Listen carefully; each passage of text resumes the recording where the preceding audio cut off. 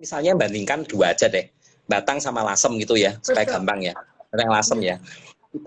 Itu tidak hanya berdasarkan masalah selera dari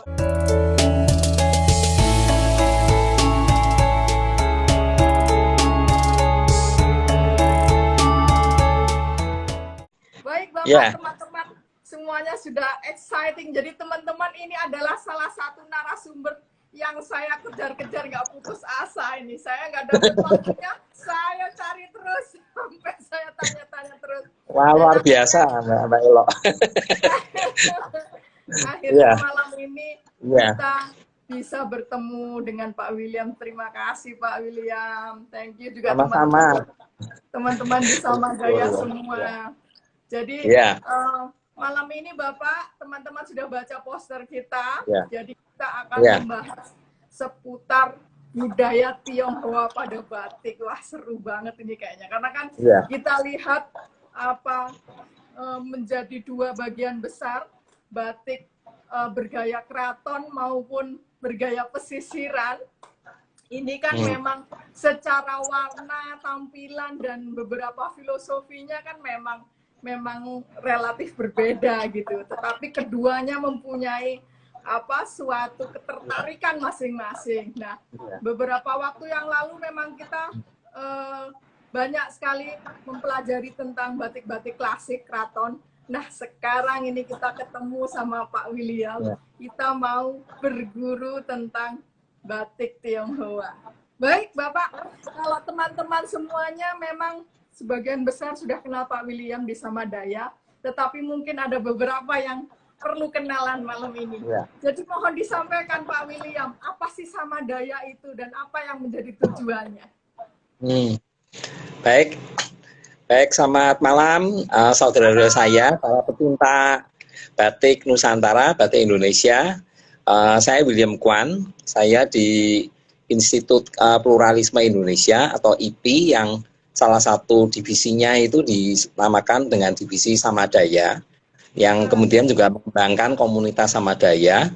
Tujuannya itu untuk mengembangkan pluralisme dalam tindakan. Jadi bagaimana kita mengembangkan kebhinneka tunggal ikaan gitu ya, spirit kebhinneka tunggal ikaan itu kita jadikan motor untuk kita saling kerjasama, saling bangun kehidupan yang lebih baik ya di berbagai bidang ya, mau ekonomi, sosial, budaya. Itu tentang Samadayanya gitu. Jadi IP-nya sendiri memang tujuannya itu untuk melakukan studi, pendidikan dan pendampingan komunitas untuk kita bersinergi satu sama lainnya, sesama anak bangsa yang kelihatannya kayaknya seperti beda suku, beda agama, beda daerah ya. Tapi padahal sebetulnya kita semuanya satu aja sebagai bangsa Indonesia ya. Ya, dan kita nggak tahu, seperti saya, nama saya Kwan William, tapi nenek moyang saya ini kan juga campur aduk gitu ya. Jadi orang-orang nggak tahu ya. Iya, itu kan nanti kelihatan kok di motif batik atau produknya ya, produk turunannya itu bisa dilihat. Nanti kita ngobrol tentang masalah itu ya. Ini tentang Samadaya. Ya. Jadi terus menjadi tujuan Samadaya itu berarti di dalamnya ngesup di dalam IP ya Pak ya. Jadi payung besarnya umbrella campaign-nya adalah IP, kemudian ada Samadaya. Iya, di IP ini kan sebenarnya udah cukup lama sebenarnya usianya. Didirikannya itu kan tahun 2000 ya, pasca Orde Baru itu ya, zaman awal reformasi. Waktu itu banyak sekali terjadi kekerasan komunal ya. Waktu itu ya ada kerusuhan Ambon, kerusuhan Mei, kerusuhan Mei ya, saat 13 Mei peristiwa itu. Kemudian Poso ya, Sambas segala macam. Jadi kami beberapa teman yang kebetulan profesinya peneliti gitu ya, itu kumpul-kumpul akhirnya kami ya udahlah, kita mungkin daripada ngeluh-ngeluh gitu ya, mendingan kita kontribusi sebagai researcher ya. Jadi kita coba teliti diri kita sendiri, saya ini siapa, dia siapa, kami siapa, mereka siapa, sehingga kita kemudian mencari titik temunya sebagai bagian dari bangsa ini gitu ya. Akhirnya dari situ bisa sinergi, macam-macam potensi itu kita bisa sinergikan. Nah, berangkat dari situ akhirnya IP ini didirikan awal 2000 akhir tahun 2000 ya. Terus kemudian kami melakukan risetnya ini macam-macam, tapi bukan hanya batik. Jadi ada riset sosial itu melalui donor darah 3 tahun, kemudian batik dari 2004 sampai sekarang, lalu kembali ke riset ekonomi karena saya sendiri backgroundnya sebenarnya ekonomi sebetulnya. Itu dari tahun 2016 sampai 2019.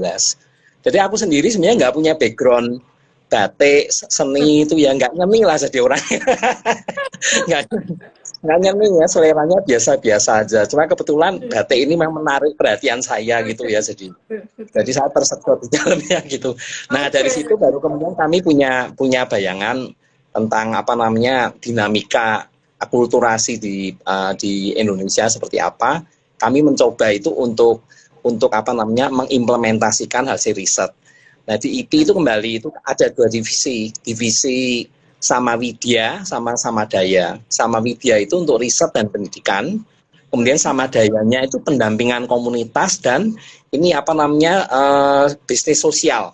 Maksudnya itu untuk mendukung kayak misalnya contoh pembatik atau UKM gitu ya, supaya mereka punya akses market ya, supaya bisa mendesain dengan lebih baik. Itu kami akhirnya pikir penting untuk mengembangkan apa namanya akses ekonomi ke para UKM. Jadi akhirnya kami taruh di Samadaya. Tapi baru mulai loh, ini masih website sama medsosnya aja belum jadi. Masih baru mulai lah, masih belum sempurna ya. Kami Ustadz banyak yang bantuin ya, relawan anak-anak muda gitu. Kira-kira gitu, nanti dibantulah sama Mbak Elo sama teman-teman yang lain lah. Baik, siap Pak William. Nah ini yang menarik saya ya. Sebenarnya langsung saya tangkap ini pernyataan Pak William bahwa di Samadaya itu melakukan pemberdayaan, kemudian pendampingan pada teman-teman pengusaha maupun pengrajin batik. Pokoknya seputar batik ya. Sejujurnya Pak, seputar batik. UKM. Dan UKM ya. Betul, UKM. Seputar batik sejujurnya kawan-kawan yang saya kenal dari Tionghoa, istilahnya dari keturunan Tionghoa kan biasanya saya kenal ini kan pengusahanya, penjual bahan kimia, warna segala macam itu kan. Baru sekarang ini saya ketemu sama peneliti gitu, peneliti yang concern kepada dunia batik, pendampingan UMKM. Nah, ini yang menginspirasi Pak William ini apa gitu? Kok tiba-tiba, ya nggak tiba-tiba ya, dengan background ekonomi masuk ke Samadaya dan lebih concern ke batik. Apa itu Pak yang menginspirasi Pak William? Sebetulnya ya memang tiba-tiba, sebetulnya benar-benar tiba-tiba. Kalau saya ini nggak ada alasan yang rasional banget ya. Jadi kebetulan begitu. Itu tahun 2004 itu saya pas kembali ke Semarang itu ya, terus dengar ada 2 orang apa namanya itu tamu dari teman saya itu ya, 2 orang perempuan yang jalan-jalan dari Cirebon ke Tuban naik mobil ya, nyetir gantian. Waktu sampai di Lasem mereka cerita tentang Lasem. Di Lasem itu ada batik 3 negeri loh. Bikinnya tuh dari rumah ke rumah gitu ya. Nah, cuma begitu aja. Nggak ada cerita sama sekali tentang batiknya kayak apa, Lasemnya kayak apa. Mereka udah cerita, udah pindah ke yang lainnya. Tapi momen yang nggak sampai 10 detik itu mengubah hidup saya begitu rupa. Jadi saya kemudian merasa, batik ini apa ya gitu ya. Saya udah lama, berarti aku nggak ngerti. Dan kayaknya merasa ada sesuatu yang saya kenal tapi nggak kenal gitu kan. Nah dari situ akhirnya saya kemudian berangkat ke Lasem ya, kemudian saya mulai ngobrol, saya lihat kemiskinan yang sangat tajam waktu itu, pengangguran yang sangat tinggi sampai mencapai 81% karena industrinya sedang kolaps ya, karena Rismon ya. Nah jadi dari situ kemudian kita putusin, kita ingin belajar tentang batik, ingin dampingin ibu-ibu di desa. Nah itu 2,5 tahun saya di kota, terus kemudian dengan para pengusaha dan pemerintah, kemudian kami memutuskan untuk masuk lebih dalam ke desa tahun 2006 pertengahan ya, saya 2011. Jadi kami di Lasem totalnya itu sekitar berapa ya, 8 tahun ya, di mana pendampingan perempuan di desa itu 5 tahun. Jadi saya tiap bulan PP Jakarta Lasem PP tinggal 1 bulan. Jadi persis saya tuh merasa juga jadi orang Lasem gitu. Walaupun saya asalnya bukan dari sana gitu ya. Nah itu kira-kira dari situ baru bergulir untuk kembali ke kampung saya di Batang ya, kampung halaman saya. Saya lihat batiknya ternyata lebih nggak dikenal sama sekali gitu ya. Dan terus kemudian saya mulai mencoba untuk belajar dari para pembatik di kampung halaman saya juga, selain dari Lasem gitu.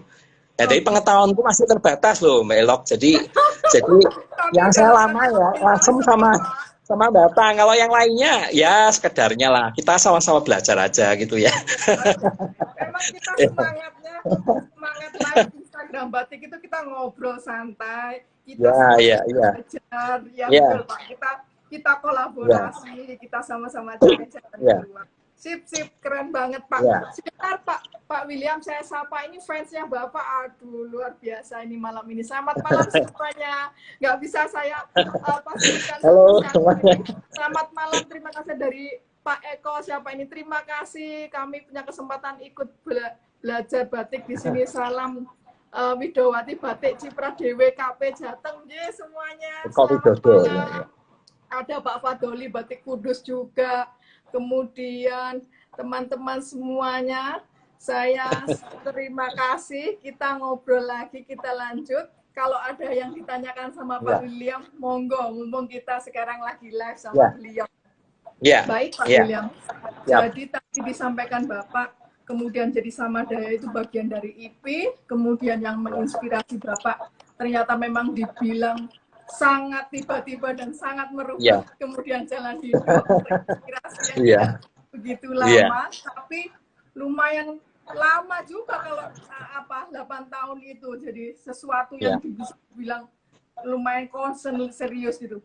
Apakah Lasem aja Pak? Ataukah yang menjadi program Samadaya itu kenapa kok baru Lasem? Apakah kemudian ada spesifikasi tertentu ataukah memang ada schedule tertentu? Sekarang ke Lasem, bisa ke Pekalongan, terus ke Cirebon, Tuban, segala macam. Enggak sih, sebetulnya kita ingin belajar semua batik, tenun, dan wastra yang lain gitu ya.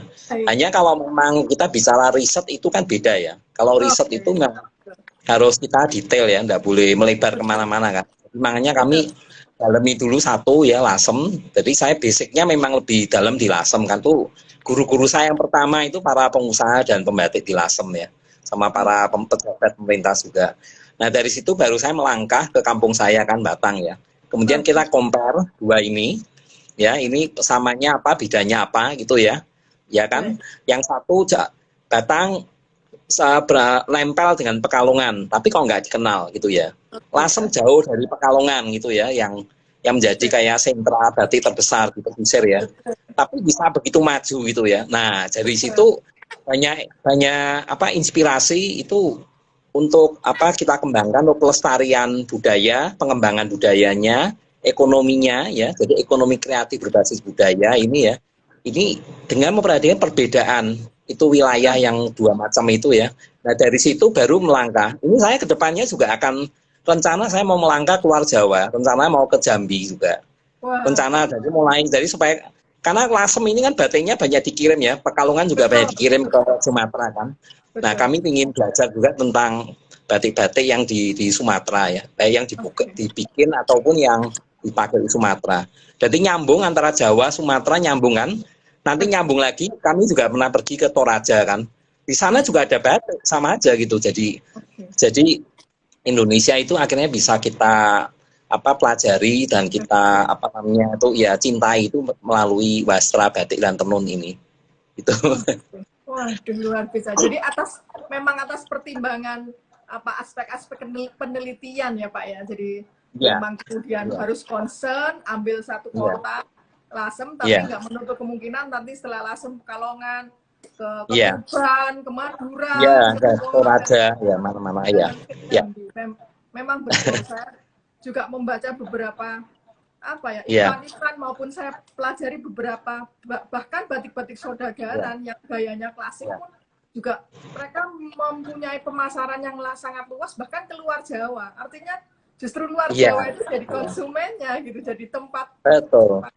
untuk pemasaran. Siap, thank you Bapak. Nah sekarang kita mulai ke tema yang kita janji ini yang buat teman-teman menunggu dari tadi ini tentang akulturasi. Nah selama di Samadaya Pak William, bagaimana kemudian Pak William itu menemukan bahwa batik itu ternyata menjadi sebuah salah satu media untuk terjadinya sebuah akulturasi, sebuah percampuran budaya yang manis lah gitu. Nah, itu kita belajar dulu dari sejarahnya atau gimana Pak enaknya? Jadi sejarah Tionghoa masuk ke daerah pesisiran itu bagaimana sih Pak William?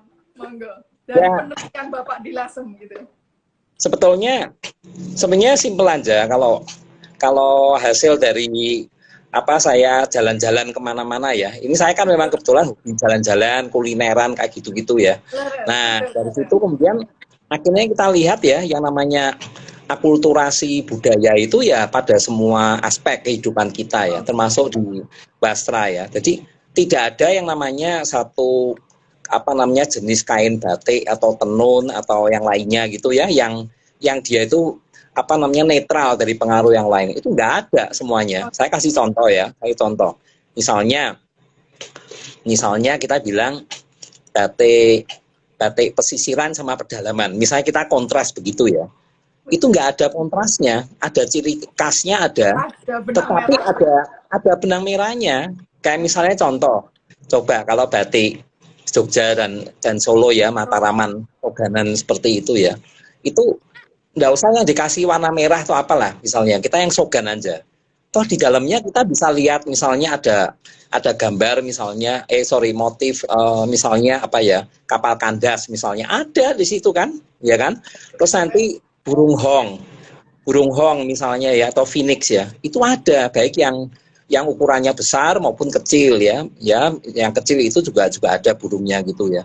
Terus kayak kita bilang yang di pesisir ada salah satu cirinya itu ada kayak seperti duri gitu ya, kita ririan atau duri gitu ya.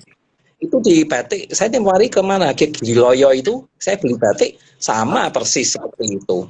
Itu Wahyu Tumurun loh, tapi iya, itu Wahyu Tumurun tapi gayanya begitu gitu kan. Nah, jadi sama gitu ya. Terus kemudian di pesisir sekarang. Pesisir sama aja, dibilang pesisir itu kalau bicara motif ya yang namanya parang gitu ya, parang, kawung gitu ya. Itu udan liris segala macam tuh kita juga memakai. Hanya namanya kadang-kadang beda, kayak di Batang misalnya. Udan lirisnya namanya rujak beling namanya, jadi kayak rujak beling misalnya lo, tapi sama. Bilang parang bilangnya seno gitu kan, bilang lereng namanya dari delorong gitu ya. Itu hanya masalah istilah gitu ya.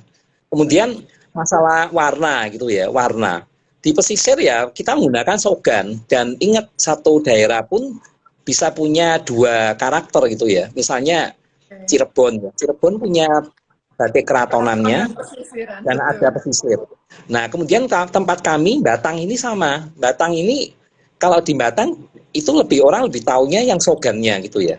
Ya kan? Karena terkait dengan dulu Ratu Wetan, istri dari salah satu dari dua istri Sultan Agung kan ya. Itu kan Putri Batang itu.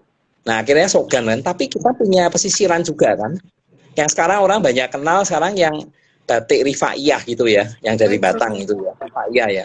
Nah, Rifaiyah ini adalah salah satu subkultur batik pesisiran di Batang. Kita banyak desa itu yang punya desain itu mirip-mirip tapi beda gitu ya, satu sama lainnya gitu ya. Nah, ini akulturasinya itu betul-betul itu saling campur baur ya satu sama lain. Itu kenapa gitu? Itu selain faktor mungkin gini ya, yang sering kali orang pikir itu kan masalah kultur ya, tapi sebetulnya ada satu lagi yang sering orang nggak perhatikan, yaitu faktor ekonomi. Ekonomi ini penting sekali. Batik ini bukan hanya bicara masalah kultur, tapi ekonomi. Karena ekonomi ya berarti kita misalkan contoh batik misalnya kita di daerah mana, misalnya di daerah katakan Semarang gitu ya, batik Semarang gitu ya, zaman dulu batik Semarang itu pembatiknya dari mana? Pembatiknya itu nggak berarti orang Semarang, itu bisa ada orang Lasemnya ya kan, ada berapa pengusaha dari Lasem itu produksi di Semarang, ada yang dari Pekalongan ya, baik orang Pekalongan pindah ke situ, kayak misalnya Kudus, Libunin misalnya gitu ya. Tapi juga pembatiknya dibawa dari Pekalongan ke Semarang. Akhirnya kalau kita lihat di batik lawasan begitu ya, terus kemudian kita akan bingung gitu ya. Langsung kita bisa aja kita bilang ini Semarang, ini Lasem, ini mana? Loh, tunggu dulu, ini batik Lasem itu yang dibikin di Lasem, ya, dibikin di Lasem, atau pengusahanya atau pembatiknya dari Lasem, atau dibikin di Lasem tapi pembatik dari Pekalongan misalnya, itu ya. Dan itu memang ada gitu ya. Atau ini pengusahanya orang Lasem, dianya pindah ke Jogja misalnya ya, batiknya di situ gitu ya. Nah, jadi yang disebut batik Lasem yang mana? Jadi orang harus betul-betul tahu persis datanya ini ya, sehingga akhirnya kita bilang, ini gaya Laseman, apa ini batik bikinan pengusaha Lasem, ya, atau ini orang Lasem yang bikin, atau gimana? Itu harus clear dulu, gitu kan? Nah, makanya sekarang contohnya batik pesisir gini ya, itu saya makanya bandingkan batik Lasem sama Batang sekarang kan, dua ini ya saya bandingkan. Karena kebetulan, iya, saya mungkin nggak bandingin Pekalongan, walaupun Batang pasti banyak dipengaruhi oleh Pekalongan, tetapi ternyata sangat dekat sama Lasem. Yang pesisirannya sangat dekat sama Lasem sama Pekalongan. Nah, itu kan memang jadi batik buketan di Batang itu kalau zaman Hindia Belanda ada seperti di Pekalongan ya. Tapi setelah itu kan habis kan ya, jadi pengusahanya pada meninggal ya, terus akhirnya nggak ada lanjutin ya. Nah, yang kebetulan berlanjut ini yang menariknya justru batik-batik yang peranakan Tionghoa itu tuh yang di Batang ya, yang seperti di Rifaiyah misalnya, terus di mana itu Mboresan ya, di daerah Kramalan itu ya, itu gaya Tionghoanya itu kuat gitunya. Nah, kenapa begitu? Ya karena para pengusahanya dulu kan udah pada meninggal. Tahun 30 itu pengusaha. Ya, para pengusaha di Tionghoa yang di Batang itu ya, itu tahun 30 itu ada sekitar 22 perusahaan kan. Kalau yang untuk keluarga Jawa 73. Jadi kami total 95 pengusaha. Kalau Lasem tahun segitu itu 100% itu Tionghoa semua pengusahanya, tidak ada yang Jawa. Nah, itu beda sekali ya gitu kan. Nah, sekarang kita lihat ya, ini dua daerah ini punya kisah yang sama sebetulnya. Kalau di Lasem 100% dulunya Tionghoa, sekarang pengusaha Tionghoanya, keluarga Tionghoa itu paling hanya sekitar 6%. Jadi 94% itu keluarga Jawa dan tinggalnya di luar kota Lasem, di desa-desa kan, di Kecamatan Pancur dan sebagainya. Nah, itu contoh. Jadi batik Lasem yang konon sangat kental dengan nuansa budaya Tionghoa, itu yang melanjutkan itu bukan orang Tionghoanya. Jadi orang Jawa yang lanjutin ya. Nah, itu lihat.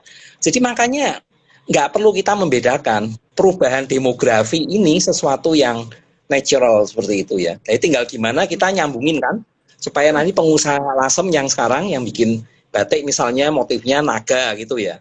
Nah, itu bentuk nantinya jangan hanya cuma keluar ininya motifnya, tapi maknanya apa gitu kan. Nah, maknanya ini kan harus pelajarin. Nah, maknanya ini itu kita perlu duduk bersama gitu ya, kita mempelajari barengan ya. Karena batik pesisir ini maknanya sudah banyak yang orang nggak tahu gitu kan, yang seperti itu. Nah, di Batang tuh sama. Di Batang itu para pengusaha yang Tionghoa sudah nggak ada, yang lanjutkan siapa? Ya para pembatik keturunannya. Akhirnya muncul batik Rifaiyah ya, yang gayanya udah sama tapi berbeda. Jadi mereka menggambarkan gaya sendiri gitu ya, gambar sendiri yang cantik sekali ya, seperti sekarang kita lihat di Batang ya. Nah, jadi memang akulturasi itu ada di mana-mana itunya. Saya bisa cerita, nanti saya cerita satu lagi itu tentang apa yang saya ketemukan itu ya di batik yang mungkin sangat tidak umum Mbak Elo. Misalnya kalau batik Tionghoa kan banyak yang motif-motif yang dikenal ya, seperti burung hong ya atau phoenix ya. Lalu ada naga ya, liong atau long ya. Lalu ada mungkin kilin ya, seperti itu kan ya. Bunga seruni, bunga peony atau botan ya, atau mutan. Ya, bunga anggrek ya, yang seperti itu ya. Kalau burung walet, kupu-kupu kan kayak di Pekalongan banyak ya. Itu lambang cinta kasih gitu ya.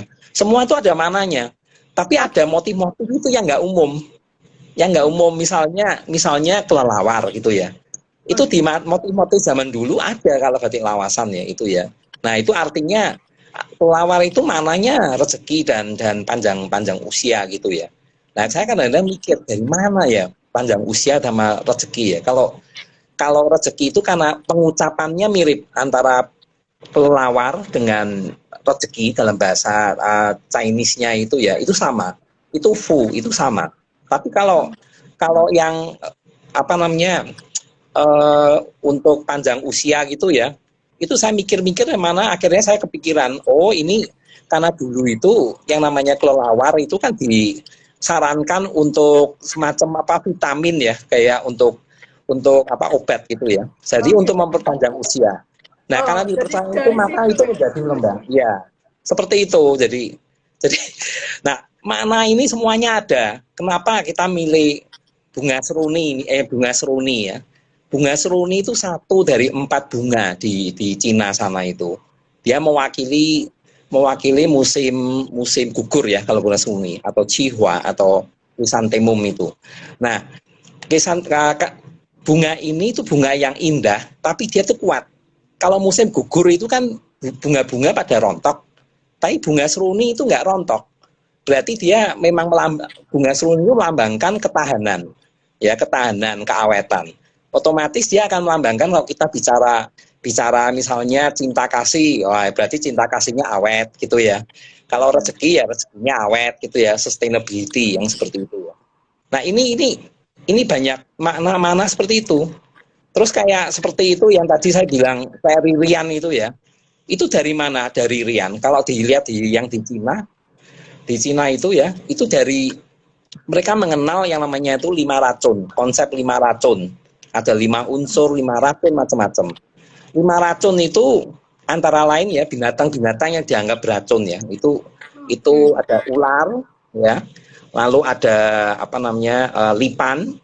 Terus kelabang itu ya, kalajengking ya, kemudian kata yang beracun ya, sama laba-laba gitu kan, laba-laba kan. Nah, jadi kita lihat 5 binatang beracun begini ini itu melambangkan apa namanya itu dipakai itu untuk tolak bala gitu kan, untuk anak-anak misalnya itu ya, itu kalau masih kecil gitu ya, biasanya keluarga di Cina punya anak tunggal, itu kalau misalnya tahun baru, itu anak itu bisa dikasih ini, kayak seperti apa namanya, angpau lah gitu ya. Itu nanti ada sulamannya, itu binatang beracun seperti itu kan. Nah, jadi itu warnanya itu kombinasinya two color, merah dan hitam gitu ya. Merah hitam, binatangnya kalau dilihat kan banyak capitnya. Nah, ini di konsep batik di Jawa, itu ada Mbak, namanya itu batik kluwung. Batik Kluwungan itu ya, di Pekalongan Batang saya udah neliti, tiap daerah punya sendiri ya. Bentuknya tuh bulat-bulat gitu ya. Latarnya hitam, buletannya merah, persis kayak konsep di Cina. Terus kemudian binatangnya itu harus hanya binatang yang punya capit. Kalajengking, ya toh? Kalajengking, lipan, segala macam seperti itu ya. Jadi ini konsepnya sama. Itu hanya untuk, kalau orang Jawa bilang itu kan punya istilahnya itu apa ya, punya anak misalnya 3, kemudian yang meninggal yang nomor 1 dan 3 kan, hanya yang di tengah itu ya. Nah itu harus dikasih batik kluwungan seperti itu. Anehnya orang Tionghoanya nggak tahu, yang ini sudah nggak ngerti itunya. Jadi saya lihat banyak yang memang tersembunyi itu hubungan antara Tionghoa dan Jawa ini ya. Nah, menarik. Kira-kira gitu ya. Baik. Nah, ini kemudian dari segala Bapak nanti punya motif yang ditunjukin ke kawan-kawan nggak? Aduh, ini aku lagi mana ini aku kemana baju aja ini. Kalau gitu kita murni dengerin dongengnya Bapak tentang Tionghoa yang ada di batik. Oke, nggak apa-apa Pak. Nah ini kayak baju saya ini kan batik lasem ya. Langsung lo ya. Lasem ya. Ini kan ada motif. Iya. Ini kan ada ikannya nih. Lihat nggak ikan? Ada ikan kan? Ikan ya. Ini ada pohon.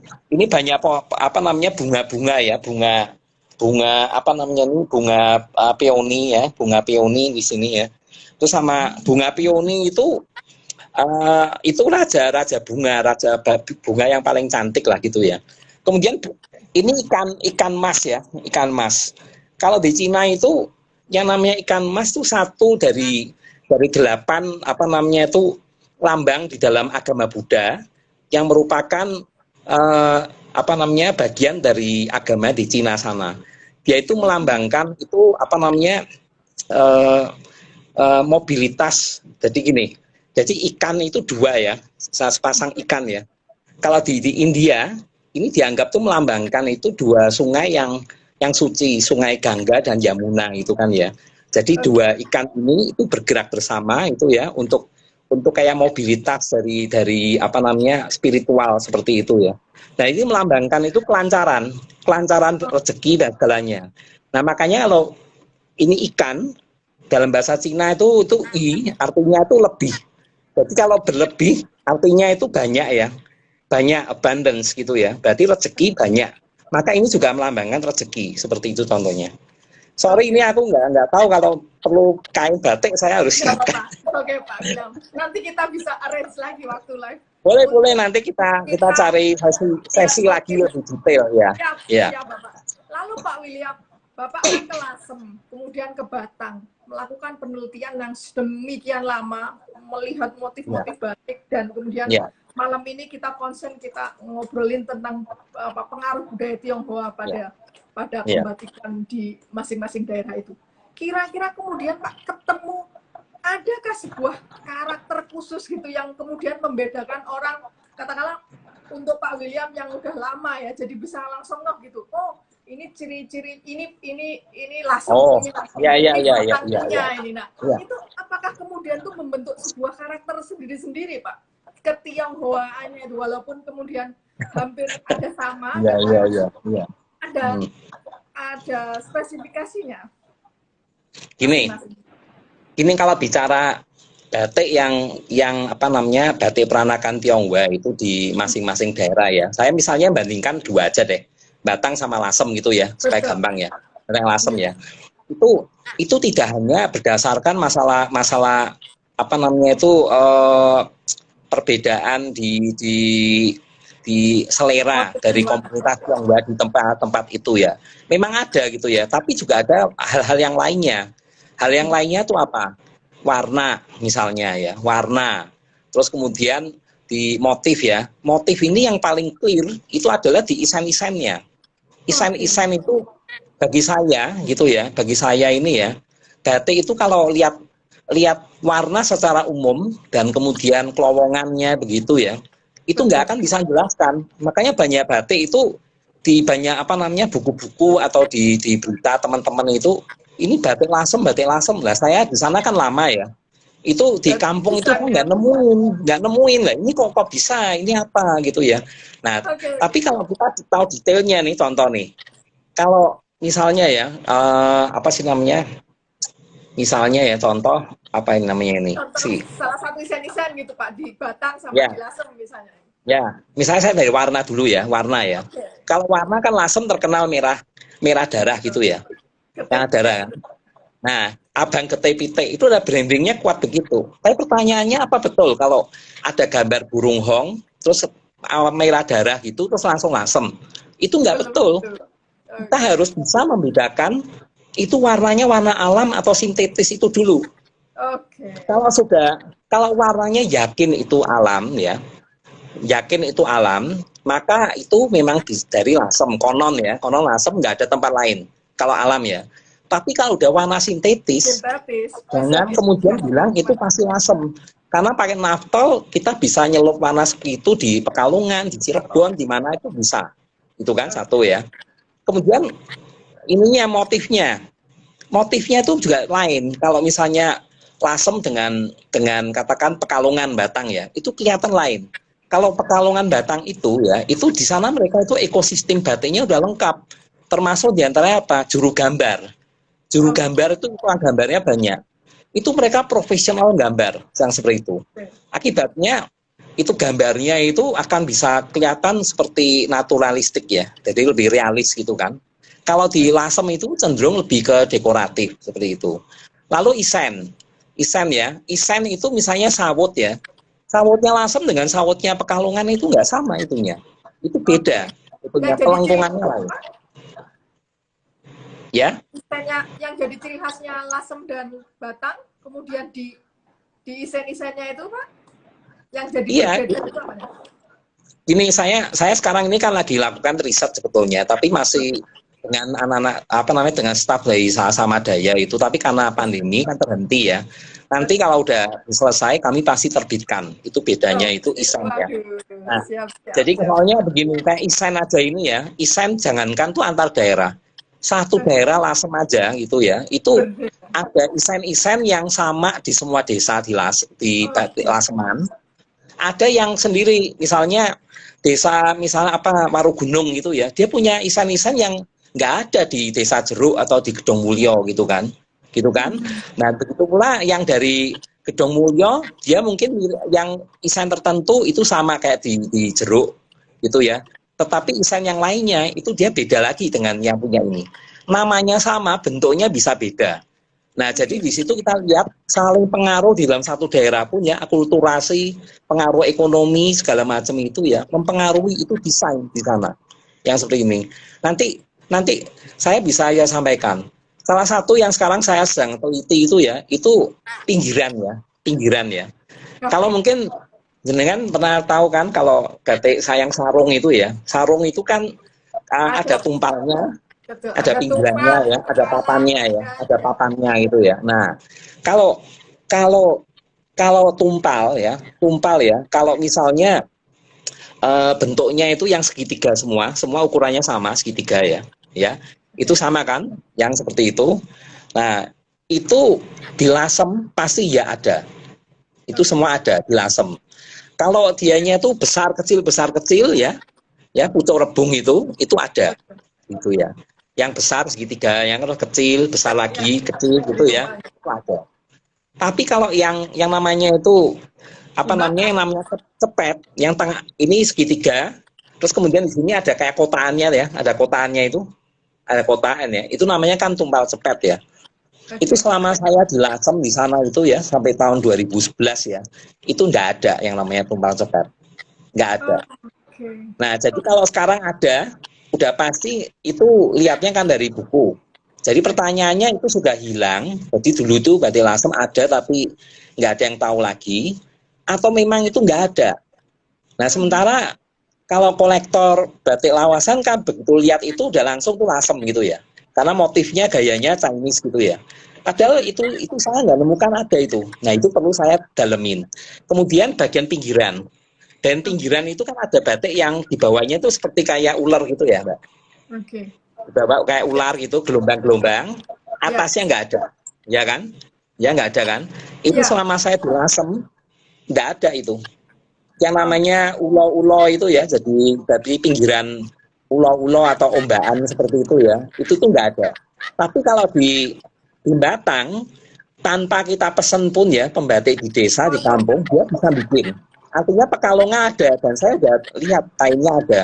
Nah sekarang tinggal membuktikan di Lasem, saya harus buktikan di Lasem itu ada. Gitu kan, kalau itu ada berarti itu hilang di Lasem.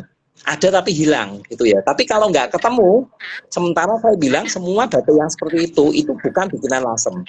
Itu punya adanya di Pekalongan, di Semarang ya. Semarang ada seperti itu. Tapi Lasem kami nggak jumpai. Sampai itu ya, selama kami tinggal di Lasem. Nah ini perlu dicek ya. Lalu ada kalau ke Pekalongan jenengan tanya namanya itu grandil. Grandil itu kayak seperti garis-garis gini yang nempel-nempel gitu ya. Itu kalau di bagian papannya itu ada grandilnya, udah pasti itu bukan Lasem.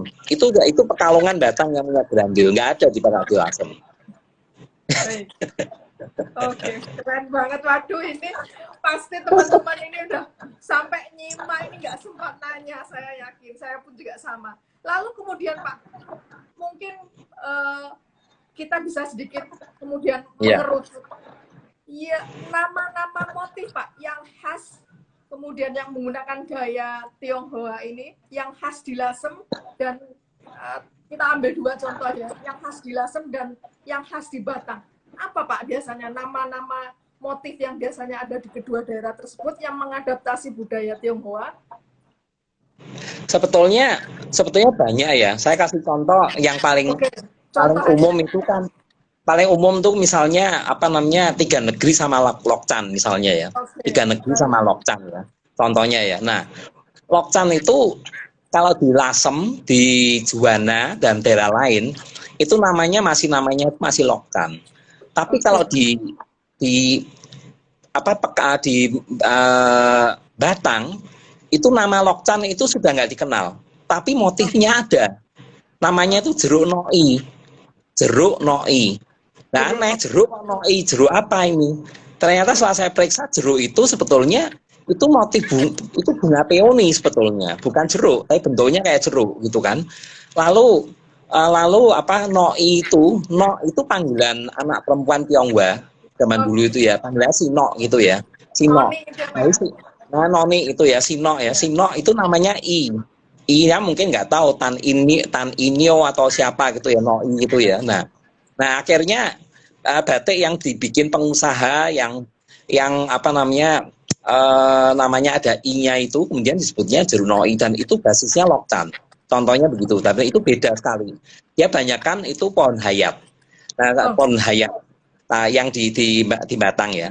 Nah, kalau yang di Lasem kan lain, itu kecil-kecil kan, motif itunya burungnya segala kecil-kecil ya, binatangnya kecil ya.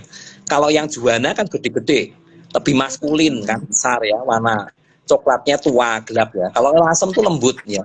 Yang ya Batang betul. Pekalongan itu juga lembut, pinggirannya yang lain, dia agak ada meandernya biasanya, ada meandernya, itu lebih ke Pekalongan. Kalau Lasem itu agak lain, bukan itu. Ini contoh. Terus kalau tiga negeri juga lain. Kalau kita lihat sekilas ya, ini tiga negeri kan latarnya itu dari yang Sogan kemudian berubah macam-macam ya. Jadi hijau, Jadi mata. biru, merah, ungu gitu ya, yang dari keluarga Coa kan ya. Kalau Lasem ini saya lihatin dulu itu dia cenderung ke arah coklat ya dulunya ya, tapi Sogan ya. Tapi belakangan ini setelah tahun 60-an itu cenderung ke latarnya lebih ke banyak hijaunya. Hijaunya Hmm. itu lebih dominan ya. Jadi begitu lihat warna hijau itu saya bayangkan itu pertama kali tak liatin pasti Lasem gitu ya. Cenderung gitu. Baru tak lihat lagi oh yang punyanya Solo gitu kan. Ya. Tapi itu nggak akan ada itu di Batang nggak ada. Batang itu Hmm. latarnya cenderungnya itu lebih ke biru, bukan ke coklat. Dia ke biru. Dan birunya baik dua macam biru, biru tua dan biru muda gitu kan. Terus Hmm. merahnya pun lain. Merahnya kalau di Batang tuh dua warna merah. Merah abang gowo ya, merah buah gowo sama yang tua ya merah marun ya, dan satunya abang lombok atau merah merah cabai kan, dua Oke. macam ya. Kalau Lasem itu di tengah-tengah dari dua itu, yaitu abang gete-pite yang merah darah seperti itu. Nah dari situ udah kelihatan itu beda yang di situnya, yang seperti itu. Oke, oke. Waduh, menarik banget. Jadi Ya, nanti kita akan lanjut. Semoga kita bisa dapat waktu ketemu live Instagram ya, lagi sama siap, Pak siap, William. Itu supaya siap. teman-teman itu lebih enak, Pak. Nanti kan saya pernah ikut pameran virtual batiknya Pak William itu, wah itu keren banget teman-teman. Jadi nanti karena kan Pak William tuh karena peneliti, kemudian memahami motifnya dan dijelasin dengan kainnya itu, waduh itu pasti enak banget.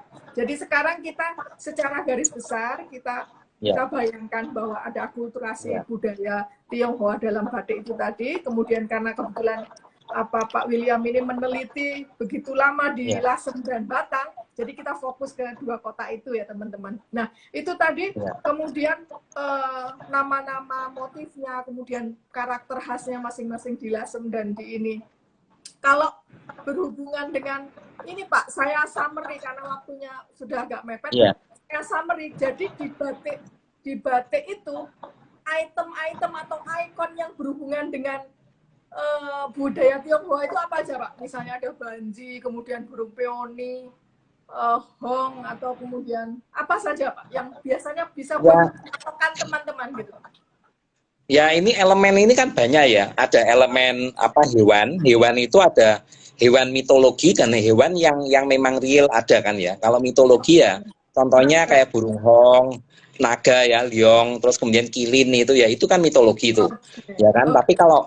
kalau yang real ya seperti harimau ya, terus kemudian ada burung bangau, kupu-kupu segala macam ya. Bunga pun bunga itu juga bunga-bunga yang ada di China itu kan macam-macam ya. Ada bunga peony, ada anggrek, ada bunga apa namanya itu seruni ya. Bunga apalagi ya? Oh itu mehua. Mehua itu plum blossom ya. Jadi itu bunga prem itu ya. Bunga prem itu lambang dari winter ya. Itu jadi ini banyak ininya. Lalu ada lagi ini yang mungkin apa namanya benda-benda langit kan kayak mega mendung misalnya. Itu kan mega ya. Itu mega ya. Kemudian nanti ada ukir-ukiran yang dari zaman dulu ya, dari dinasti Shang, dinasti Zhou, dinasti Han, dinasti Tang, itu ukirannya kan beda semua. Nah, itu dari situ bisa kita lihat ininya. Oke. Dan itu ya. Dan itu kalau selama penelitian Pak William masih diadaptasi sama pembatik sampai sekarang secara lengkap atau sudah mulai spesifik tertentu? Sudah enggak kayak dulu ya. Jadi gini, dulu pun juga pasti motifnya yang populer yang diadaptasi kan, nggak semua motif Tionghoa diambil gitu kan. Nah, tapi sekarang ini tambah lagi. Saya kasih contoh ya. Contoh kan dulu ada produk turunan batik yang namanya Tokwi kan. Tokwi itu ya, yang untuk tutup meja sembahyang ya. Nah, seperti itu. Nah, sekarang kan orang Tionghoa sudah banyak yang tidak agamanya Konghucu, tidak ke kelenteng ya, banyak yang berubah ke agama lain ya. Jadi itu kebutuhannya kurang kan. Nah, di situ itu motif-motifnya ini kan ada kayak Kulin, 8 dewa gitu ya, Pak Xian ya, 8 dewa ya, atau Fuluso ya, dewa kekayaan, dewa apa namanya itu keturunan ya, dan dewa usia panjang ya. Nah, ini kalau sudah nggak ada kepercayaan ke dewa itu kan orang kaum peranakan Tionghoa nggak beli itu kan. Jadi akhirnya itu nggak banyak dibikin, kecuali kita pesen.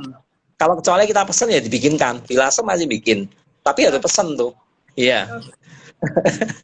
Jadi bisa dibilang Pak, melihat motif ini pun juga bisa jadi elemen kurasi ya buat kita ya, bahwa untuk bisa mengetahui ciri-ciri lawasan batik yang kuno itu adalah motif-motif yang jarang ditemukan sekarang gitu ya. Betul. Elemen-elemen dia. Iya, betul. Aduh, menarik banget ini Pak William. Tapi kita kejar-kejaran sama waktu karena kan kita tahu Instagram ini cuma 1 jam. Baik Pak. Lalu saya pernah lihat Banji itu di Cirebon. Saya baca bukunya. Itu kan Pak swastika itu loh Pak. Itu kan Tionghoa juga ya Pak ya. Banji itu dari bahasa Hokkien ya, Banji. Bahasa Mandarinnya itu Wance, artinya huruf 10.000 karena bentuknya huruf 10.000. Tapi swastika ini sekarang jadi lambang apa namanya keberuntungan. Tapi zaman dulu itu kan lambang matahari kan. Jadi swastika ini lambang itu pencerahan batin sebetulnya, pencerahan batin. Tapi zaman sekarang itu pencerahannya sudah nggak ke situ, lebih ke arah material ya. Jadi lebih ke rezeki ya, seperti itu. Banji ya. Saya jarang yang bikin sekarang ya Banji kayaknya. Sudah berkurang ya. Betul. Jadi kalau kita lakukan Banji, artinya itu bisa jadi motif-motif yang kuno ya. Ya masih ada yang bikin, memang harus diperiksa ya, nggak otomatis ya. Tapi memang para pembatik yang bikin motif Banji itu sekarang udah jauh lebih sedikit dibanding dulu. Apalagi kalau Banjinya kecil-kecil di bagian latar ya, itu masuk langka itu. Oke. Ya. Waduh teman-teman, kita dapat informasi yang menarik banget dari Pak William malam ini. Cuman ada satu kekurangannya, kita nggak bisa lihat batiknya langsung karena kebetulan Pak William di lokasi yang nggak pas, harus gampang ngambil kain. Nggak apa-apa, nanti kita arrange lagi. Kemudian Pak William, jadi itu tadi teman-teman karakternya, kemudian ciri-cirinya, nama-nama motif.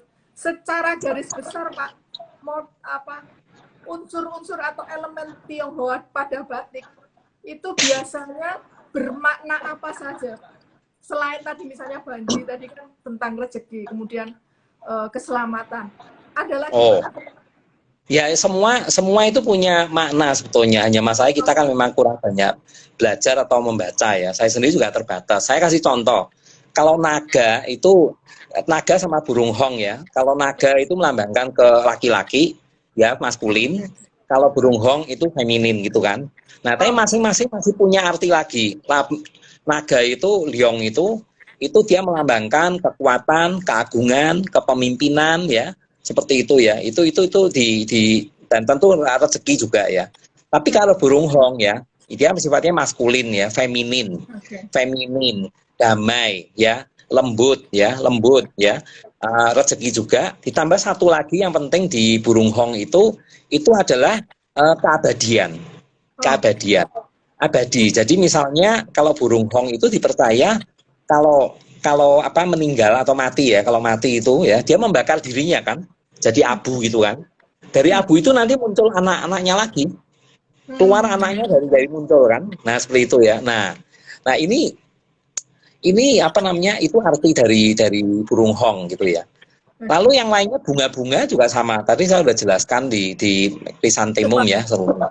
Tapi kan ada juga seperti contohnya bunga teratai, itu kan melambangkan kesucian ya, kesucian dari pikiran ya, pikiran kita ya, supaya suci itu harus ada apa namanya kesatuan ya dari kita punya pikiran, ucapan ya, perbuatannya itu ya, itu harus menyatu ya, ngikutin hati nurani ya, sehingga menimbulkan kesucian ya. Jadi di tempat mungkin sekitar kita banyak godaan, kita tetap akan kuat ya. Nah itu lambangnya itu adalah bunga teratai kan, itu kan. Iya. Banyak sih. Bambu. Iya, bambu fleksibilitas dan kekuatan ya. Jadi lemas ya, lentur ya, tapi dia kuat gitu kan. Nah itu bambu kan. Harapannya seperti pucuk rebung itu kan. Pucuk rebung itu kan lambangnya itu kan bambu muda. Jadi kalau dari muda kita berharap ya punya sifat seperti bambu ya, semua bagiannya bermanfaat. Kita fleksibel, lentur, jadi nggak ngototan gitu ya, nggak ngotot, nggak keras gitu ya, tapi ya nggak kaku gitu ya, tapi kitanya kuat gitu ya. Kita punya ketegasan, punya apa namanya itu, semangat yang tinggi untuk melaksanakan sesuatu kan, seperti itu ya. Nah ini semua ada maknanya seperti ini. Waduh keren teman-teman. Jadi bisa kita ambil kesimpulan bahwa motif-motif di Tionghoa yang sedemikian cantiknya itu nggak cuma cantik secara visual, tetapi juga punya makna dalam. Nah teman-teman bisa nanti kuliti satu-satu, bisa nanti puter ulang ini live-nya, dengerin lagi yang barusan disampaikan sama Pak William. Sorry banget karena waktunya terbatas 1 jam. Saya harus mengakhiri karena kalau nggak diputus langsung sama Instagram. Aduh, alhamdulillah. Selamat malam Bapak. Lanjut ya Pak. Susah bener masuknya, iya. Pak, sorry banget loh Bapak, padahal seharian ini udah full Zoom. Nggak apa-apa ya Pak ya? Nggak apa-apa. Monggo, nggak apa-apa. 15 monggo ini. Oke. Ini kangen sama teman-teman nih, banyak teman-teman nih. Iya betul Pak, ini fansnya Pak William itu banyak banget. Halo Bu Anita, Pak Yo ya. Oke. Jadi Bapak tadi sampaikan bahwa prosentase pembatik Tionghoa itu berbanding terbalik dengan dahulu. Katakanlah kalau dahulu di Lasem itu mostly mayoritas adalah pembatik keturunan Tionghoa. Sekarang berubah, bahkan justru gaya batikan dengan gaya Jawa. Bahkan sebaliknya di Batang itu kalau dulu banyak Jawa, sedikit Tionghoa, tapi sekarang justru banyak yang Tionghoanya dan gaya Jawanya yang sedikit kurang. Apakah kemudian itu mempengaruhi hasil batikan yang sekarang, Pak, daripada yang dulu? Gini, apa namanya? Pertama saya mau klarifikasi dulu ya. Tadi takutnya salah tangkep ya. Kalau yang kalau ini sama di Batang dan Lasem ini kan memang Batang sama Lasem ini kan memang apa namanya kondisinya berbeda ya. Kalau di Lasem dulu itu 100% pengusahanya dari keluarga Tionghoa dulu ya. Ya Pak. Kalau ditanya ada nggak batik soganan di Lasem? Ada sebetulnya. Ini kurang diketahui orang. Ada, tapi itu pembatiknya kan cuma 1-2 orang, bukan perusahaan kan. Nah, setelah Indonesia merdeka, konon sih ada yang usaha batik sogan begitu ya. Tapi ini nggak clear sampai sekarang. Yang umumnya ya masih 100% itu keluarga Tionghoa sampai minimal sampai tahun 70-an ya. Saya itu waktu sampai untuk gambarannya pengusahanya di Lasem aja ya. Ini gini, tahun 1930 itu kira-kira pengusahanya 120 keluarga atau 120 perusahaan ya. Itu 100% itu dari keluarga Tionghoa, ya kan? Nah, tahun 1970 itu kira-kira 110 perusahaan. Artinya cuma turun sedikit ya kira-kira. Nah, tapi waktu saya masuk ke Lasem nih pertama kali nih, itu Februari 2004 ya. Perusahaan itu dari 110 tahun 70 hanya tinggal sisa 18. Oh, turun drastis ya. Ya, tadi saya tinggal berapa tuh, 1/5 nggak sampai itu malahan. Nah, 18 perusahaan itu 14 perusahaan itu masih keluarga Tionghoa, 14 ya. Yang dari keluarga Jawa itu 4. Hanya 4. Artinya masih banyak yang Tionghoa kan? Nah, tapi ini kemudian yang keluarga Tionghoa yang 14 ini ya susut terus gitu ya. Karena pengusahanya ada meninggal atau kurang sehat nggak bisa lanjutkan ya, anaknya nggak ada yang lanjutin gitu ya, sehingga akhirnya tambah lama tambah sedikit. Sementara para pembatik di Lasem itu kan jumlahnya banyak sekali ya. Saya bilang itu terlalu banyak dibandingkan pengusahanya gitu ya. Itu kan sehingga ya terlalu banyak. Walaupun memang regenerasi kurang, tapi jumlahnya itu sangat banyak sekali di sana itu. Nah, ini kebetulan waktu saya datang ini kan pada menganggur. 81% kami riset itu ya, itu menganggur ya. Itu yang separohnya itu alih kerjaan kan, jual sayur atau apa gitu. Separohnya itu menganggur total gitu kan. Nah, tapi dari 2004 itu pelan-pelan para di Lasem ini ya mulai ada upaya untuk memperbaiki kolaborasi di industrinya sendiri ya. Para dari Pemdanya juga mendukung ya, terus teman-teman pengusaha itu juga rajin ya, aktif kan pengusaha dari Lasem itu. Nah, itu pelan-pelan itu berkembang pelan-pelan, terus 2006 itu iklim batik nasional itu ya, itu lebih pasarnya udah lebih baik gitu ya. 2006 ya. 2007 sudah mulai ada pameran yang besar ya, PPBI, Pameran Produk Budaya Indonesia itu di JCC ya. Nah, di situ para pengusaha batik Lasem ini itu pameran itu untuk pertama kali. Nah, sebelumnya 2006 kita udah perkenalkan kembali batik Lasem di Jakarta melalui seminar. Waktu itu kan kita ajak para pengusaha untuk diskusi ya. Ada saya, ada Pak Sigit Wicaksono, terus ada teman-teman pengusaha ya, ada 4 perusahaan yang datang waktu itu ya. Ada Batik Purnomo, terus Batik Bu Katrin ya, terus ada Bu Naomi ya, Batik Maranatha, dan Pusaka Beruang Pak Santoso, ada 4 ya. Pak Sigit sendiri nggak pameran tapi jadi narasumber bersama saya, moderatornya Bu Asmoro Damais ya. Nah, itu mulai kita kerjasama dengan Himpunan Wastra Prema kan dalam rangka ulang tahunnya Bahasa Prema. Akhirnya batik Lasem ini melalui kolektor yang ada. Nah, tahun 2007 ada pameran. Oke. Ya, Bu. Bentar, Pak. Sorry, Pak. Saya lowbat. Tolong baterai. Oke, silakan Pak. Lanjut lagi, Pak. Ya, 2007 mulai ada pameran ya, dan pasar itu ternyata menyambut baik kehadiran batik Lasem ya. Hingga akhirnya tambah lama tambah rame kan. Terus 2009 ada pengakuan UNESCO kan terhadap batik Indonesia gitu ya.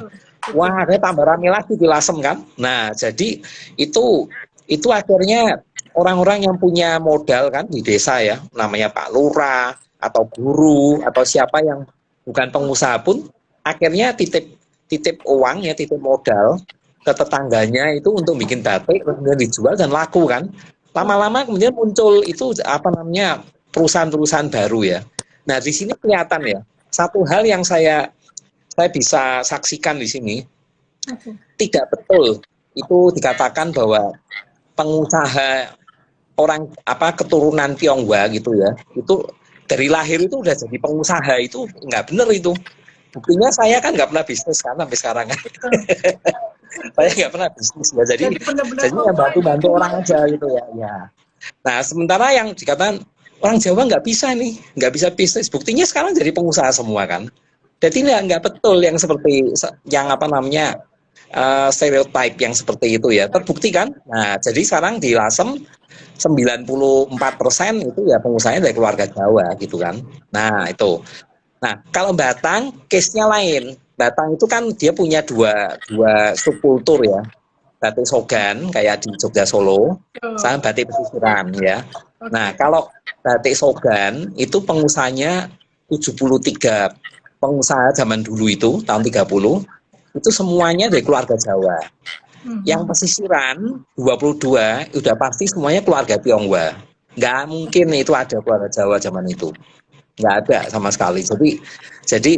Jadi memang ada apa namanya pembagian apa kepemilikan usaha ya berdasarkan itu apa namanya kelompok sosialnya waktu itu ya. Nah, tapi dalam perkembangannya apa yang terjadi? Kalau yang apa namanya dari batik Sogan itu juga merosot dari 73. Sekarang ini hanya paling berapa sih 10 atau berapa perusahaan batik cap. Tulisnya nggak ada sama sekali. Pembatiknya dari ratusan sekarang hanya tinggal sisa 2 Mbak Elo. Hanya 2 orang aja. Ya, itu udah orang tua 70 tahunan ya, nggak ada anak muda yang mau melanjutkan ya gitu. Nah, sementara yang dari batik pesisirannya gimana? Dari 22 pengusaha orang Tionghoa itu ya, dan itu gede loh jumlahnya loh. Waktu itu total Batang Pekalongan tuh totalnya tuh cuma 60 loh. Jadi kalau ini 22 per 60 itu kan sepertiga sendiri ya. Tapi nggak pernah diketahui orang karena batik Batang umumnya nggak dikasih tanda tangan, nggak ada tanda tangannya gitu kan. Nah, jadi sedikit yang ada tanda tangan ya. Yang ada tanda tangan punya biaya buketan dan itu yang nggak halus ya, yang nggak halus gitu kan. Kalau yang gaya-gaya Tionghoa begitu nggak ada tanda tangannya sama sekali gitu kan. Nah, ini yang dari keluarga Tionghoa ini perusahaannya sudah nggak ada yang eksis satupun, sudah nggak ada. Nah, jadi akhirnya yang melanjutkan ya para pembatik, keturunan dari pembatik itu ya, yang dulunya kerja di keluarga Tionghoa, termasuk di Rifaya. Nah, cuma nanti motifnya jadi berubah. Contohnya, burung hong dulu ya, burung hong. Akhirnya sekarang kalau di Rifaya kan jadinya ayam jantan, kepalanya terpenggal ya, ikuti hadis ya, ngikuti Islam ya, jadi ya seperti itu kan. Oke. Tapi kalau yang campuran, misalnya motif hewan kemudian disembunyikan ya, jadi kayak tumbuh-tumbuhan, itu nggak bisa disimpulkan bahwa itu pengaruh Islam, walaupun ada ya. Tapi dari pengaruh apa namanya seni apa yang namanya ya, seni ornamen dari Asia Tenggara ya, Asia Tenggara, Asia Timur ya, itu sinkretik itu sudah biasa ada dari zaman dulu. Jadi otomatis nggak simpulkan. Tapi kalau yang terpenggal kepalanya atau digaris lehernya itu pengaruhnya Islam betul, yang itu. Oke. Jadi Pak William, kalau membaca datanya Bapak barusan, artinya kalau misalnya kita ada pertanyaan ya, ketika batik itu kemudian katakanlah meredup atau secara kuantiti mungkin kemudian berkurang, itu lebih karena faktor regenerasi atau karena juga faktor, jadi bukan faktor kebutuhan atau apa marketnya atau apa pasarnya yang berkurang ya, tapi lebih ke regenerasinya ya. Nah, gini. Ini menarik ya. Kalau saya pantau ya, ini khusus untuk pembatik tulis ya. Regenerasinya itu sangat sulit. Apalagi kalau yang pembatik tulis halus ya, kayak seperti di Kedubuni tempat keluarga Wisucun segala macam itu ya, itu setengah mati itu. Nyari anak muda yang mau kerja batik tulis. Sehingga ini concern kita ya harus diupayakan ada regenerasi, dan untuk itu negara yang harus turun tangan sebetulnya. Jangan kita harapkan pengusahanya yang modalin ya, nggak mungkin yang gitu. Nah, tapi kalau untuk apa namanya generasi muda batik cap itu masih ada, masih ya, karena dia cepet kan kerjaannya gitu ya. Dan yang utama itu kan penghasilan kalau kerja di batik cap sama tulis itu ya, ini memang ironi sekali ya, lebih apa susah itu dapat penghasilan di batik tulis ya. Umumnya itu jauh lebih susah lah, cobain duduknya di dingklik gitu 8 jam. Ya. Kalau saya ya boyok itu gitu. Jadi, nah, tapi upahnya kan kalau di total kan di bawah UMR, di bawah UMK gitu kan. Cantiknya nol lagi ya Pak. Nah, cantiknya mau apa mau itu anak mudanya terusin, gitu kan. Nah, kalau untuk pengusaha mau nggak? Anak muda kalau jadi pengusaha mau gitu ya. Yang penting dikenalkan ya. Nah, terus usaha batik ini itu saya sebenarnya sangat optimis loh, terus aja loh. Walaupun sekarang memang karena pandemi drop ya, gitu ya. Dan sebetulnya memang saya lihat statistiknya kalau untuk urusan ekspor ya. Saya dalam negeri nggak dalami ya. Kalau ekspor itu dari kita apa namanya sejak pengakuan UNESCO itu ya, itu ekspornya dulu tinggi ya. Tambah ke sini itu tambah turun loh. Jadi nggak tambah naik itu ya, tambah turun ya. Kapan-kapan kita kasih lihat itu tren statistiknya ya. Jadi perlu dicek kembali apa betul kayak seperti itu ya. Nah, ini marketnya di luar negeri itu sebetulnya sangat potensial. Problemnya kitanya yang tidak kurang menggarap ya market di dalam dan luar negeri yang masih yang terbuka. Batik ini kan sangat terkenal, batik Indonesia ini itu standarnya dunia gitu ya. Kenapa kita hanya bisa nonton Paris Fashion Week, desainer hanya ngeprint batik aja gitu ya, tapi bukan batik tulis kan. Nah, jadi apa yang harus kita lakukan? Nah, itu butuh kolaborasi dari banyak pihak yang seperti ini. Betul, karena Pak William, saya kan juga menyimak, membaca gitu. Saya tempo hari live Instagram dengan Bu Widianti, OST ya, Usucu, kemudian cucunya Pak Sigit di Lasem, Mas gitu. Ya. Kemudian ya memang artinya kita juga jadi benar-benar mikir sebenarnya ini kendalanya ini apakah regenerasi, apakah marketnya, ataukah kemudian saling mempengaruhi, karena kalau misalnya apresiasi kepada pembatik tulis itu berkurang, ya nggak ada yang nerusin ya nanti sejarah tentang batik tulis ya berakhir gitu kan. Iya. Kalau saya mendengar ke paparan dari Pak William barusan sih kurang lebih sebenarnya mostly kebanyakan adalah faktor regenerasi ya gitu ya. Artinya mestinya kita kalau misalnya pemerintah turun tangan, katakanlah mungkin ada semacam sekolah atau apa ya namanya itu diklat yang khusus untuk bisa melanjutkan, misalnya para pembatiknya OST itu harus sudah disiapin gitu ya, generasi mudanya gitu. Oke, waduh menarik banget. Jadi, nah kita kembali ke batik Tionghoa. Salah satu yang menarik tentang batik Tionghoa adalah bentukannya adalah sarung. Jadi yang paling mudah teman-teman membedakan batik motif keraton itu keraton jarang pakai sarung gitu, pakai kain panjang namanya gitu ya. Nah, sementara kalau Tionghoa itu kan kemudian dia sarung. Nah, apakah kemudian ini ada sejarahnya sendiri Pak? Kemudian artinya tuh mengadaptasi, apakah kemudian orang pesisir itu nggak suka kain panjang, atau kemudian marketnya waktu itu nggak boleh sama mirip keraton, atau bagaimana sih Pak sejarahnya itu?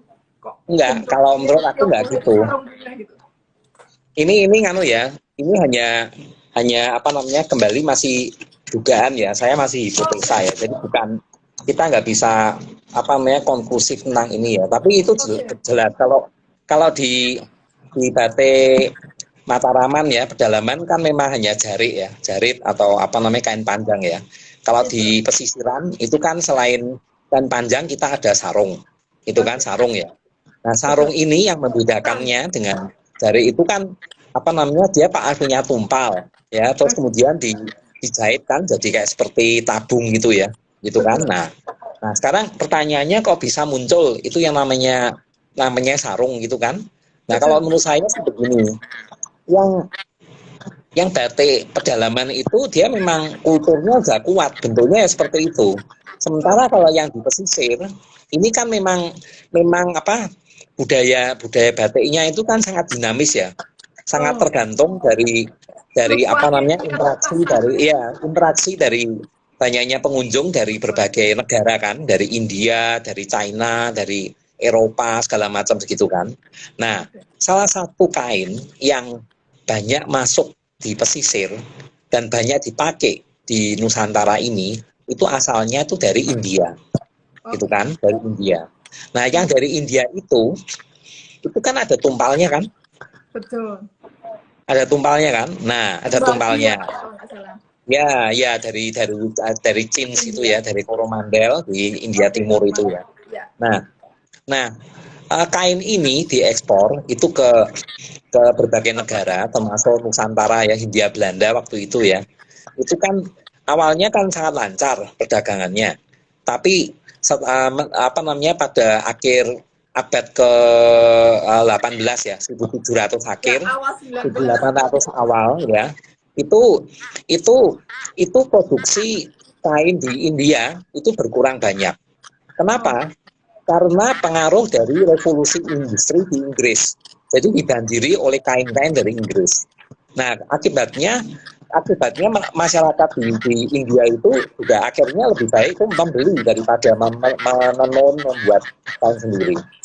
Nah, kain ini kemudian karena supply-nya apa limited ya, akhirnya lebih banyak itu dikirim ke hanya sedikit negara di Eropa. Nah, yang di Indonesia ini akhirnya tersendat. Mungkin karena harga jual di Eropa jauh lebih baik. Jadi lebih baik. bukannya mereka putus ada sebenarnya kainnya.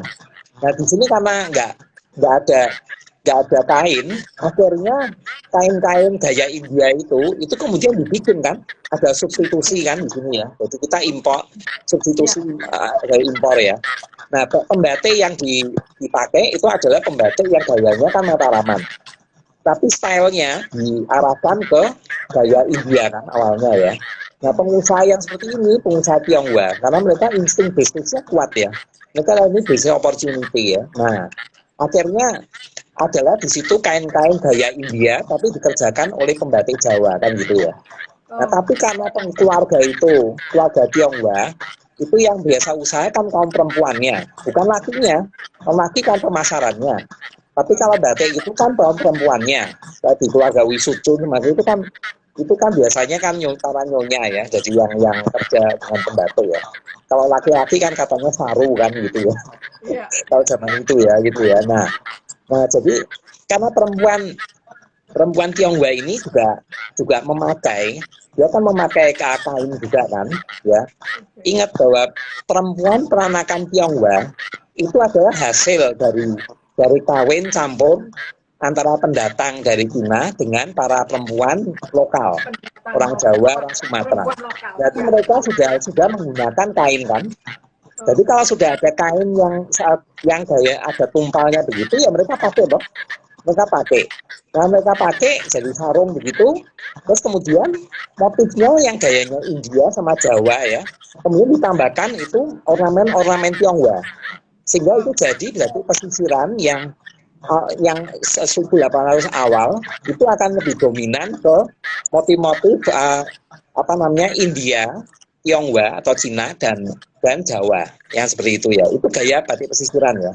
Baru 1840-an baru mulai di Semarang itu ada pengusaha Belanda kan, apa namanya itu Franckemont itu ya, Carolina Josefina Franckemont ya. Nah itu baru mulai ada pengaruh Eropanya di sana kan. oke. Nah orang Tionghoa pun akhirnya mengadaptasi yang gaya Eropa, tetapi menambahkan ornamen-ornamen Chinese-nya ya. Misalnya Itu kasih lebih buketan, dikasih kupu-kupu misalnya gitu, kasih burung walet ya. Terus ya. warnanya yang selera orang Tionghoa maunya yang terang ya, nggak yang warna-warna gelap yang seperti itu ya. Nah, dan Oke. seterusnya dan seterusnya. Kira-kira itu sejarah kenapa terjadinya sarung di pesisiran yang dibuat oleh para keluarga Tionghoa itu. Siap, siap. Aduh, terang banget ini, jelas banget Pak William. Enaknya kalau narasumbernya peneliti ini begini ya teman-teman ya. Asik Ya, deh. Tapi duga-duga saya aja takut kok. katakan juga nih Pak William udah waktunya istirahat. Udahlah, nggak usah. Ya, Nanti kita enggak lanjut apa-apa. lagi lah ya Allah teman-teman, Nah, kasihan ini saya Pak saya William. saya enggak masih seger kok, enggak apa-apa. Monggo, Oke. Pak, santai. kalau begitu bisa dibilang hasil dari penelitian Pak William selama ini ketika di Lasem maupun Batang, apakah kemudian bisa ditarik dari kesimpulan sebuah summary bahwa batik pesisiran itu udah jelas bergaya Tionghoa atau bagaimana Pak? Ataukah selain gaya Tionghoa ada lagi lain yang jadi ciri khas? Atau mostly sebenarnya di pesisiran itu khususnya yang diteliti Bapak ya, Asem dan Batak udah jelas kayak gaya mengadaptasi gaya Tionghoa? Kalau campuran ya sebetulnya ya.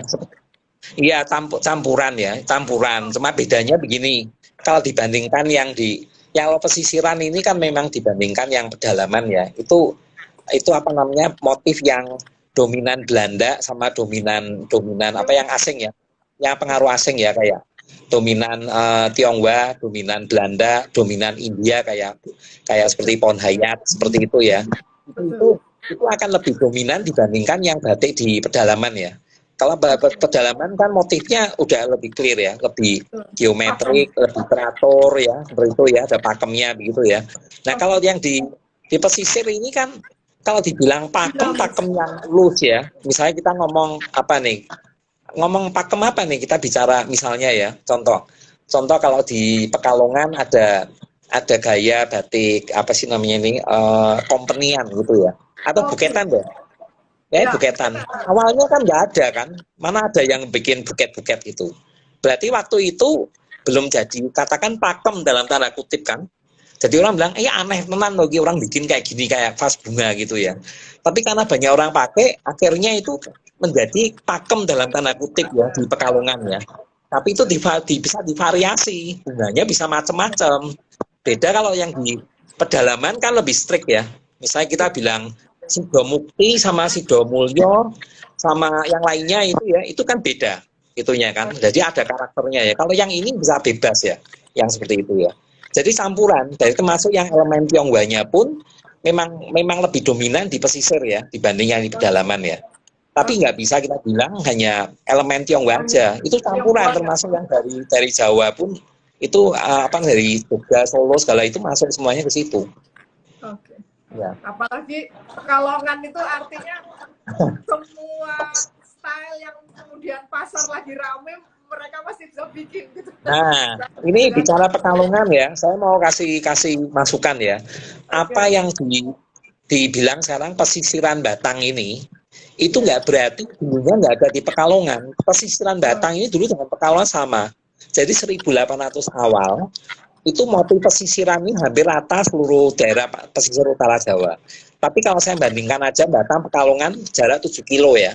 Itu dulunya awalnya begitu, belum ada buketan kan. Ya sama seperti kayak sekarang, bayangkan motif yang di Rifaiyah lah, itu 1800 awal. Itu kan. Nah, begitu ada buketan, Batang ini nggak ngikut. Pekalongan langsung ke Belanda kan, itu gaya Belanda gitu ya. Karena ini Belanda itu elit, akhirnya para pengusaha Tionghoa pun ngikutnya ke sana. Sehingga motif-motif yang gaya Tionghoa ini mulai ditinggalkan di Pekalongan. Sehingga kelihatannya antara gaya Batang dengan gaya Pekalongan itu akhirnya jadi beda. Padahal yang Batang ini ya Pekalongan, sama aja sebetulnya. Nah, jadi Batang ini itu gampangnya itu kayak terisolasi dari perdagangan ya. Nah, jadi mereka itu jualnya di Batang sendiri atau jual melalui orang Pekalongan. Jadi industrinya itu nggak cepat merespon permintaan. Akibatnya yang ada di Kembangan sekarang itu motif-motif kuno sebetulnya. Motif kuno aja yang ada gitu ya. Akhirnya sekarang menjadi berbeda karena Pekalongannya larinya luar biasa cepat. Batangnya terlalu lambat. Jadi akhirnya beda, dulunya itu sama gitu. Dulunya sama. Oke. Secara marketing memang bisa dibilang seperti itu, tapi kalau secara orang mengkoleksi, seorang kolektor ini mestinya tertarik. Kita bisa dengar dari Pak William malam ini, teman-teman kalau mau koleksi batik yang pembatiknya itu fokus, kemudian mat idealis artinya Pak. Itu ada di Batang gitu sebenarnya. Nah, ini bedanya gini. Ini Mbak Elo, ini bedanya ya. Kalau Batang ini saya jelaskan ya. Jadi sebenarnya kita nggak bisa hanya Batang aja, mungkin daerah lain yang saya belum tahu ya. Intinya gini, pembatik, bayangkan aja kalau satu lembar kain ya. Ini yang batik itu berapa orang? Kalau di Batang itu satu lembar kain itu satu orang. Hanya satu orang aja. Hanya satu orang yang biar batik dari awal sampai akhir, dari ngelowongin sampai terakhirnya itu ya satu orang. Hanya kadang-kadang nembok sekarang di apa mopok itu diserahkan orang lain ya, tapi dia sendiri bisa gitu ya. Jadi satu ini batik tradisional ya, belum komersial. Tapi kalau batik-batik yang orang bilang alusan, yang daerah terkenal seperti Cirebon, Indramayu, Pekalongan, Lasem segala ya, itu batik kan banyak halus ya kan, alus canting nol itu ya. Semuanya itu udah spesialisasi. Makanya kerjaannya cepat, seragam, halus ya. Tapi satu pembatik hanya satu skill. Kalau di Batang itu satu batik semua skill. Jadi ibaratnya di Batang itu satu lembar kain itu mirip kayak pelukisan. Jadi kalau kita beli batik Batang nggak bisa hanya bilang aku mau beli batik Batang, harus ditanya batiknya dari kampung mana. Itu beda. Kampung itu sama mbak siapa atau mbok siapa gitu ya. Saya maunya yang lebih feminin atau yang lebih maskulin, yang garisnya itu luas apa yang ini apa namanya bengkok-bengkok nggak karuan atau gimana ya, itu kan selera ya. Nah jadi ini untuk kolektor itu penting untuk tracing betul ya sampai ke level itu ya, sampai tahu ini sebetulnya pasaran apa enggak gitu ya, sama yang lainnya atau dia sendiri. Nah di daerah lain saya rasa kalau yang tradisional seperti nggak tahu kayak seperti Banjarnegara atau apa gitu mungkin masih gitu juga sama kali. Gitu. Oke. Waduh, thank you banget ini Pak William. Sampai kita jam 10 kurang loh ini. Rencana ke depan Samadaya bagaimana Pak? Apakah kemudian akan melakukan penelitian langsung ke Jambi? Jawanya sebentar ditinggal atau bagaimana Pak? Enggak. Kalau di Jawa ini saya tetap concern ke Lasem ya, tapi ngamati dari jauh ya. Tapi kalau untuk program itu kami rencananya ke Jambi, ke Batang, dan juga mungkin saya akan explore itu di daerah Magelang ya, sekitar situ ya. Karena kalau riset kami itu kan tidak murni hanya batik, tapi kita lihat dinamika hubungan ya antar masyarakatnya sendiri kan, yang seperti itu ya. Nah, yang menjadi core program kita ke depan itu untuk mengembangkan batik di kalangannya anak muda. Jadi saya akan dan teman-teman di Samadaya ngumpulkan anak muda, kemudian membantu mereka itu untuk belajar batik dan kemudian mendesain batik itu yang gayanya mereka. Tapi kami akan belajar anak muda seleranya mereka gimana gitu. Itu menjadi 70% dari kita punya interest ke depannya. Oke, wah keren banget. Jadi sama-sama loh Pak William, ya Allah ini senang banget ini saya malam ini. Jadi teman-teman stay tune terus, silahkan mengikuti Instagramnya Samadaya karena ini ada program yang baru ya, ini untuk regenerasi ini Samadaya melibatkan anak muda, kemudian anak muda juga dikasih ruang, itu motif yang disenengin seperti apa, tetapi intinya tuh supaya batik tulis itu long life ya, umur panjang begitu Pak ya. Bisa lestari dan berkembang. Baik. Terima kasih banyak Pak William. Semoga nanti di lain kesempatan kita bisa ngobrol lagi dan teman-teman akan seneng banget karena nanti Pak William akan menunjukkan batiknya langsung karena siap. Lebih seru karena saya pernah ikut itu Pak William tuh kalau jelasin motif detail dan filosofinya tuh keren banget dan kita tuh jadi betah gitu. Buktinya nih sampai udah saya sambung kedua tuh teman-teman masih banyak loh Pak yang ngikutin. Sebelum saya tutup Pak William boleh dibagi closing statement supaya teman-teman semakin paham bahwa budaya Tionghoa itu masuk ke dalam akulturasi budaya di dalam batik itu supaya teman-teman bisa paham itu seperti apa, bahwa kita itu sudah terkenal tentang pluralisme itu sudah lama.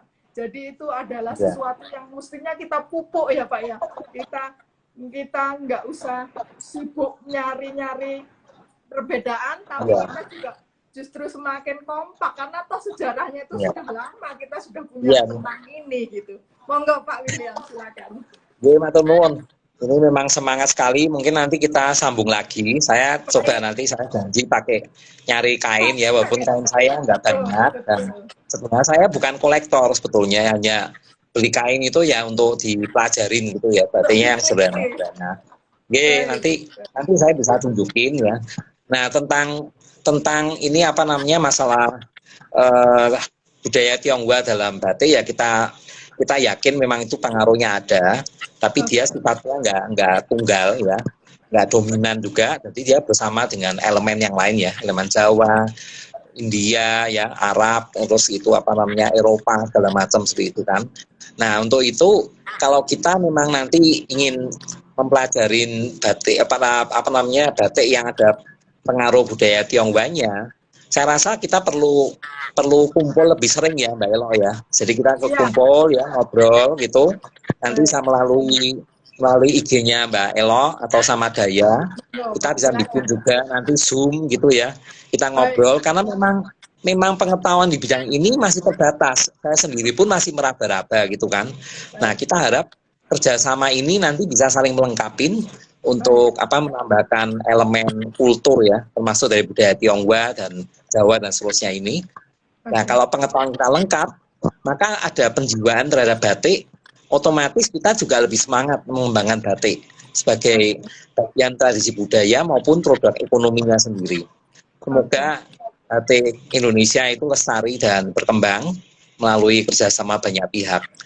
Terima kasih atas perhatian Ibu Bapak ya, Mbak Elo dan teman-teman semua, fasilitasi yang sangat baik. Terima kasih atas kesempatannya malam ini ya, makasih. Baik, ya. Baik. Jadi teman-teman kita ada PR, kita simpen bahwa ternyata batik itu banyak faktor supaya dia bisa lestari. Salah satunya yang sekarang serius mesti kita tangani adalah generasinya. Ini tadi kita baru ngomong tentang budaya Tionghoa, belum yang lain-lainnya. Belum. Kayaknya terima kasih semuanya ya teman-teman, kawan lawasan semua yang masih sabar ini sudah malam begini masih ikut join sama live Instagram, terutama narasumber kita malam ini yang istimewa Pak William, matur nuwun, teman-teman di Samadaya juga, semoga semuanya sehat selalu, sukses. Saya akhiri dulu sekarang, semoga kita bisa jumpa lagi. Akhirnya, wassalamualaikum, terima kasih, selamat malam Pak William. Selamat malam. Waalaikumsalam. Selamat malam semuanya. Matur nuwun ya. Terima kasih.